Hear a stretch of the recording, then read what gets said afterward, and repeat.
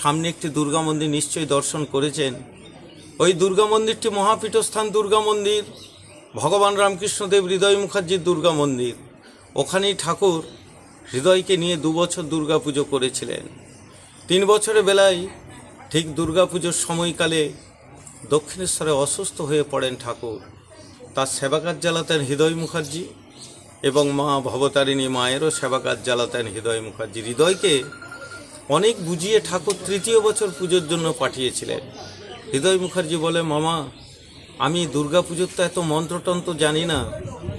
ঠাকুর মাথায় পিঠে হাত বুলিয়ে রাত্রেবেলা বুঝোচ্ছে, হৃদু বাবা তুই যতটুকু মায়ের মন্ত্রতন্ত্র আছে সেইটুকুই মায়ের কাছে নিবেদন করিস না, আর মায়ের পায়ে ফুল বেলপাতা নিবেদন করার সময় অন্তত 2 ফোঁটা চোখের জল ফেলিস, তাহলেই তো তোর দুর্গা পুজো হয়েছে। হৃদয় মুখার্জি তখন বলে, মামা পুজোটা হয়েছে বলে আমি জানবো কি করে? ঠাকুর আবার বুঝোচ্ছেন, হৃদু তুই চিন্তা করিস না, আমি এখানে পড়ে থাকলেও আমার আত্মা তোর সাথে যাবে, তুই আমাকে দেখতে পাবি দুর্গা পুজোর সময়। হৃদয় মুখার্জি মামার কথা মতো নিজের বাড়িতে ফিরে আসেন। ওই মন্দিরে ষষ্ঠী সপ্তমী ঘট তুলে ঘট স্থাপন করে শুরু করেন দুর্গা পুজো। অষ্টমীতে ব্যাকুল হয়ে কাঁদছেন হৃদয় মুখার্জি, মামার দেখা পায় না বলে।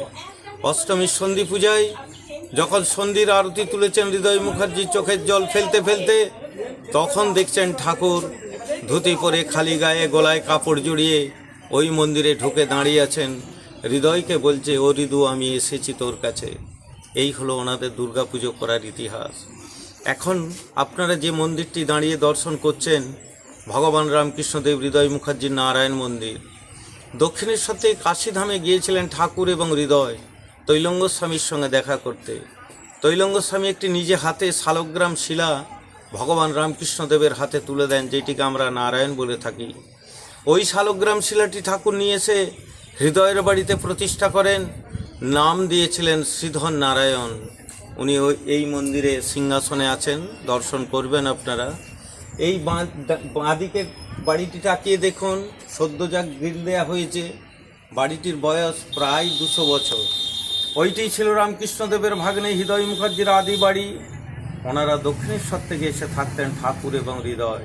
হৃদয়ের মা হেমাঙ্গিনী দেবী থাকতেন তো ওখানেই। আর হৃদয় মুখার্জি হচ্ছেন আমার নিজের বড় দাদু হন। আমি এই বংশেরই ছেলে, এই বংশের 4র্থ পুরুষ, 4th জেনারেশন, অর্থাৎ হৃদয়ের নাতির ছিলেন। সকলে ভালো থাকবেন, আসবেন। আপনার নামটা একবার বলবেন। আমার নাম দেবদুলাল মুখার্জি। আমি হচ্ছি হৃদয় মুখার্জির নাতির ছেলে। আমার বাবার নাম বিশ্বনাথ মুখার্জি। আচ্ছা, আমি একটা জিনিস দেখেছিলাম ইউটিউবে যে ঠাকুরের মানে নিজের হাতের হ্যান্ডরাইটিং